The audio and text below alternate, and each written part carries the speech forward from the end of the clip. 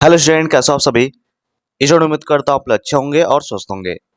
Student, आज के video में हम बात करने वाले हैं एक मेडिकल स्टोर के बारे में जो बिना किसी नॉलेज के, बिना किसी एक्सपीरियंस के उसने मेडिकल स्टोर खोला है। और एक ऐसी महिला जो कि दर्द की दवा लेने गई थी, उस मेडिकल स्टोर के संचालक ने उसे मौत की दवा दे दी है। बात करेंगे प्रॉपर डिटेल में इस वीडियो में कि क्या आखिर में बात है। ठीक है, चलिए वीडियो को शुरू करते हैं। देखिए, आपके लिए काफ़ी ज़्यादा इंपॉर्टेंट वीडियो रहने वाली स्टूडेंट, क्योंकि आप भी भविष्य में अगर मेडिकल स्टोर खोलते हो या मेडिकल स्टोर खोल कर बैठे हो, ठीक है, बिना डिग्री के, बिना एक्सपीरियंस के, तो आपके साथ भी यह हादसा हो सकता है। ठीक है, देखिए, एक महिला थी जो दवा लेने गई थी मेडिकल स्टोर पे, उस महिला की मौत हो गई है। क्यों हुई है आप समझिए बात को। मेडिकल संचालक हिरासत में है क्योंकि मांगी गई थी आपकी दर्द की दवा मेडिकल स्टोर वाले से, लेकिन उस मेडिकल स्टोर वाले ने सल्फास की दवा दे दी है। ठीक है, अब वो सल्फास की दवा किस लिए दिया है मैं भी आपको बताता हूँ। ठीक है, अब बात करते हैं कि भैया जो मेडिकल स्टोर है वो बिना लाइसेंस के भी प्रचलित हो रहे हैं, बिना लाइसेंस के भी चल रहे हैं। ठीक है, अब आपकी गलती क्या होती है, कहाँ आप गलती करते हैं। सबसे मोस्ट इंपॉर्टेंट, आप अगर D pharmacy first year second year pass out करते हो तो आपके लिए 3 महीने की ट्रेनिंग दी जाती है। क्यों? क्योंकि आप अच्छे तरीके से दवाओं को एनालिसिस कर लो कि जब आप अपना लाइसेंस लेकर एक मेडिकल शॉप डालोगे तो भैया आपका वो नॉलेज काम आएगा। काफ़ी सारे स्टूडेंट क्या करते हैं, 3 महीने की ट्रेनिंग करते ही नहीं है, वो घर बैठते हैं, पैसा देकर अपना ट्रेनिंग सर्टिफिकेट बनवा लेते हैं, लेकिन जब वो मेडिकल स्टोर खोलने की कोशिश करते हैं तो ऐसी घटनाएं वो कर देते हैं। ठीक है, अब देखिए कि ये मेडिकल स्टोर था, इंडियन मेडिकल स्टोर। ठीक है, यहाँ से ये अब सील हो गया है, बंद हो गया है ना। मेडिकल स्टोर संचालक ने दर्द की जगह यहाँ पे सल्फास का दवा देकर एक महिला को मौत के घाट उतार दिया। अब ये भैया मेडिकल स्टोर वाले क्या करते हैं, आपको समझना पड़ेगा स्टूडेंट कि डॉक्टर की पर्ची आने पर ही क्या होता है, आप देते हो दवा। ठीक है, ऑफिशियल तरीके से ये नियम कानून है, लेकिन इस नियम कानून का कोई जिक्र नहीं करता है, कोई पालन नहीं करता है। ठीक है, अब दिक्कत यही होती है कि ऐसी ऐसी घटनाएं आपको देखने को मिलती है। सो स्टूडेंट, आपको हम यही कहेंगे कि अगर आपका लाइसेंस है, ठीक है, तो आप खुद बैठिए, आप किसी अनदर पर्सन को अपना लाइसेंस मत दीजिए। क्योंकि स्टूडेंट ध्यान रखिएगा, अगर ऐसी घटनाएं होती हैं तो फार्मासिस्ट भी भैया सामने आएगा और वो जिम्मेदार होगा, भले वो संचालक या कोई भी मालिक हो, है ना, वो दिया हो, ऐसा कोई फर्क नहीं पड़ता है। क्योंकि एज अ फार्मासिस्ट आप वहाँ पे उपस्थित हो या चाहे ना हो, आपका सर्टिफिकेट वहाँ पे लगा हुआ है, लाइसेंस आपका लगा हुआ है। सो स्टूडेंट ये ध्यान रखिएगा, अपना मेडिकल स्टोर भैया जरूर से हैंडल करिएगा आप खुद। अब देखिए कुछ पॉइंट को आप सभी ध्यान रखिए स्टूडेंट। क्वालिफाइड फार्मासिस्ट जरूरी है किसी भी मेडिकल स्टोर शॉप चलाने के लिए। ठीक है, अगर आप क्वालिफाइड नहीं है, मतलब कि अगर आप डी फार्मा नहीं किए हुए हैं, ट्रेनिंग नहीं किए हुए हैं, आप क्वालिफाई नहीं है, आप एक रजिस्टर्ड फार्मासिस्ट होना चाहिए, जो वहाँ पे फार्मासिस्ट बैठना अनिवार्य है। ठीक है, फार्मासिस्ट की मौजूदगी में ही प्रिस्क्रिप्शन की दवाएं दी जानी चाहिए।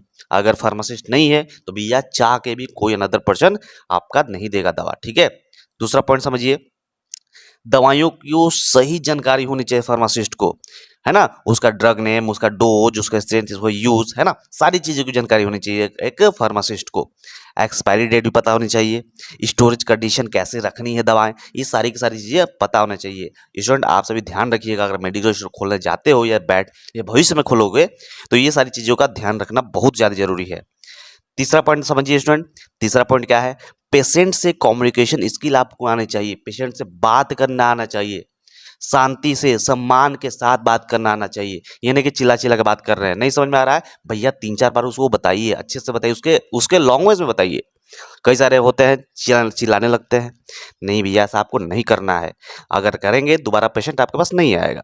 दूसरा, दवा लेने का सही तरीका आना चाहिए, है ना, खाना खाने के बाद, खाना खाने के पहले, ये सारी चीज़ें टाइमिंग वगैरह, ड्यूरेशन वगैरह सब उसको बताना चाहिए, समझाना चाहिए। ठीक है, पॉसिबल क्या हो सकता है उसका साइड इफेक्ट, अगर कई सारे पेशेंट होते हैं ना जो ज़्यादा दवा का डोज लेने लगते हैं, तो उसका साइड इफेक्ट भी आपको उसको बताना होगा।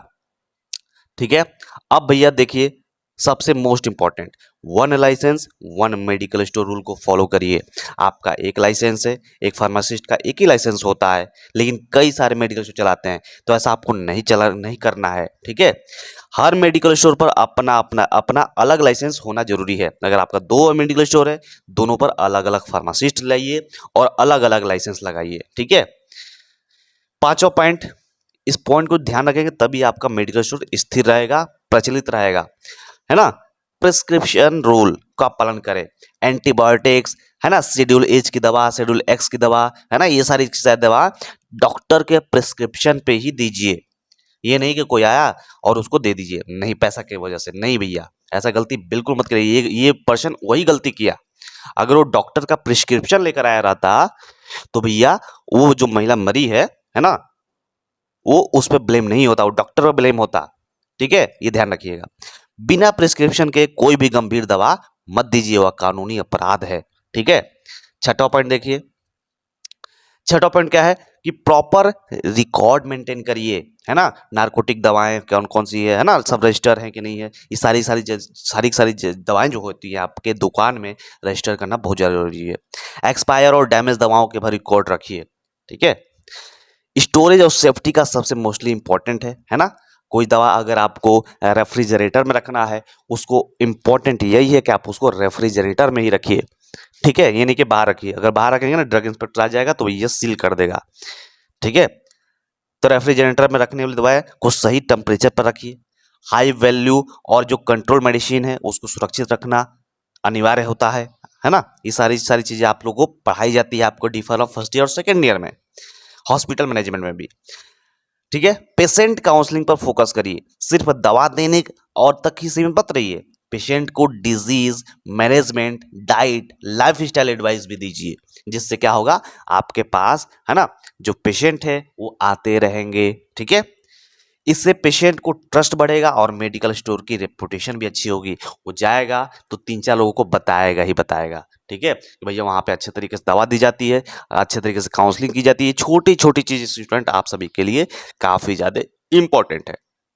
सो स्टूडेंट, अगर इन सारी तरीकों का आपसे पालन करते हैं ना, तो इन सारी चीजों से आप बच सकते हैं, ऐसे ऐसे घटनाओं से बच सकते हैं। ठीक है, अगर आपका मेडिकल स्टोर है या आप मेडिकल स्टोर डालना चाहते हो भविष्य में, तो इन सारी चीजों को बहुत गहराइयों से ध्यान दीजिएगा। तो स्टूडेंट, मिलते हैं आप सभी से अगले वीडियो में, तब तक अपना अच्छे से ख्याल रखिए। जय हिंद, जय भारत।